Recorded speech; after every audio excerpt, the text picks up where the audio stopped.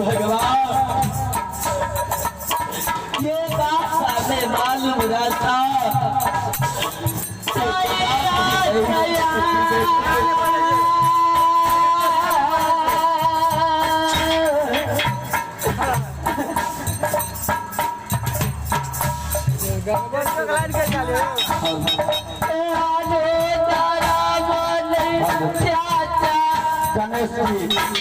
गणेश जी आप स्टेज पर आने का कष्ट करेंगे। गणेश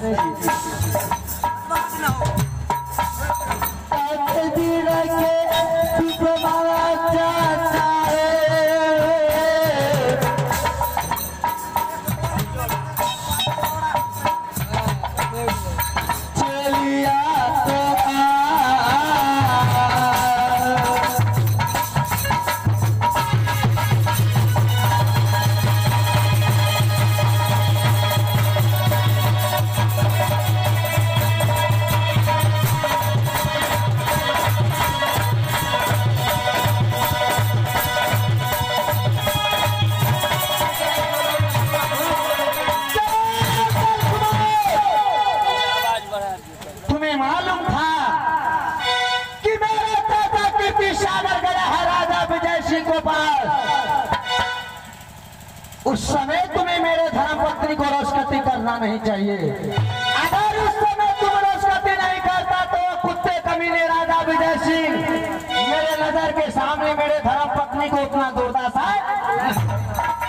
ये बात तो सत्य है चाचा जी, परंतु मैंने ये नहीं सोचा कि चाची को राजमोरंग जाने के लिए छुट्टी दो तो रास्ते से राजा उसे उठा कर ले जाएगा।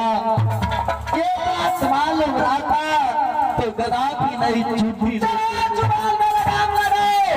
तुम्हें सोचना चाहिए इस समय मेरा चाचा कहीं गया है, किसी सागर गया है। तुम्हें मालूम नहीं है राजा विजय सिंह कितने बदमाश है, कितने तुमने सोच विचार को मेरे धर्म पत्नी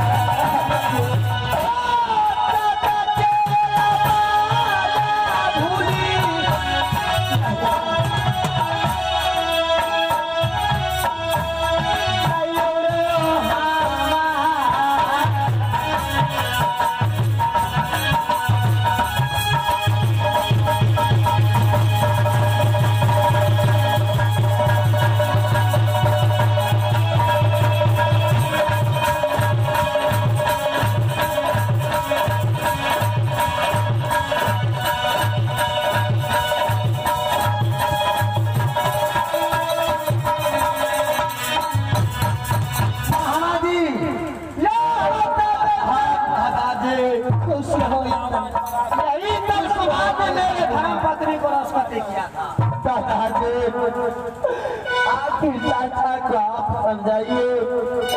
इस समय दोनों भाई को बहुत बुराई कर रहे हैं। सुनो इंदल कुमार, ठीक है, मैं रुदल सिंह को समझाता हूँ।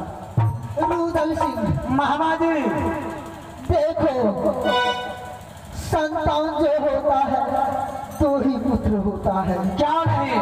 एक पुत्र ऐसा होता है कि सात खानदान को नाम ऊंचा कर देता है। क्या नहीं? एक पुत्र ऐसा होता है कि सात खानदान को नीचे गिरा। बस कीजिए दादाजी कुत्ते कमीने, आप तो इतने बदमाश हैं जो घर घर में चुप्पे लगाते हो। देखो रुदल सिंह, साहिल सेठ को तुम्हारे सामने से कुत्ते कमीने।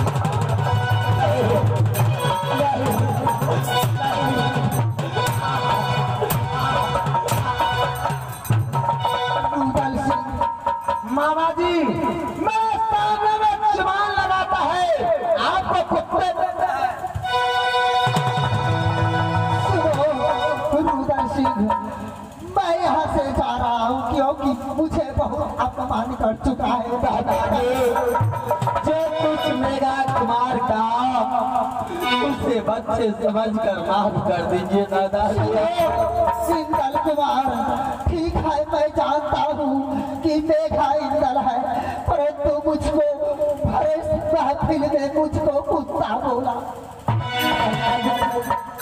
आपके लिए एक बात महाराजी, बोलो रुदल सिंह। ठीक है आप चले जाइए। इस दोनों को मैंने 12 बरस के लिए वनवास दिया। ठीक है, मैं जा रहा हूँ।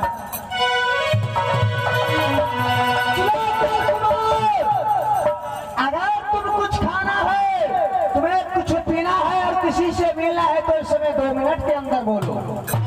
चाचा जी, इस समय केवल चाची से हमें मिलने के लिए आज्ञा दीजिए चाचा जी। 5 मिनट में चाची से मिलकर आऊंगा, पुनः मैं ये राज छोड़कर चला जाऊंगा चाचा जी। शैतान तुम बहाना लगाते हो कि मैं चाची को पास जाऊंगा तो मुझे चाची बचा लेगा। अगर तुम्हें वही इच्छा है तो मैं तुम्हें 2 मिनट का मोहलत देता हूँ। अगर 2 मिनट से 3 मिनट हो गया तो इस बिजली कोड़ा से तुम्हें बदन को लाल 2 मिनट इंतजार कर। ठीक है चाचा जी। मेरा कुमार, चलो इस समय ये बात चाची से बताएंगे। हो सकता है चाची चाचा जी को समझाएंगे तो दोनों भाई को इस राज से नहीं निकालेंगे। क्यों मेरे भाई साहब, परंतु चाचा जी पिताजी के साथ सच कर दिया है। चलो मेरे भाई साहब, चाचे से मिलकर राजभोग बात छोड़कर बनवास चलेंगे मेरे भाई साहब। क्या नहीं मेरा कुमार, चला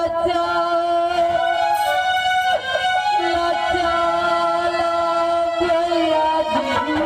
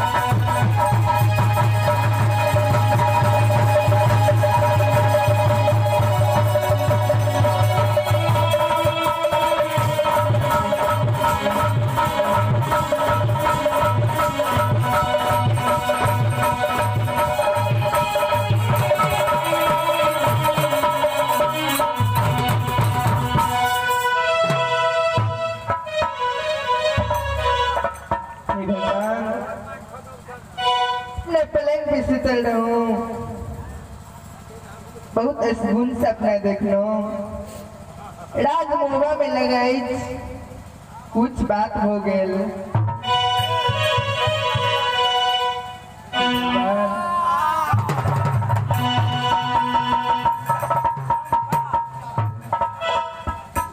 कुमार बात इतनी दुर्दशा में दुलारे चाची मैं आपसे क्या बताऊं चाची, काले रजैया चाची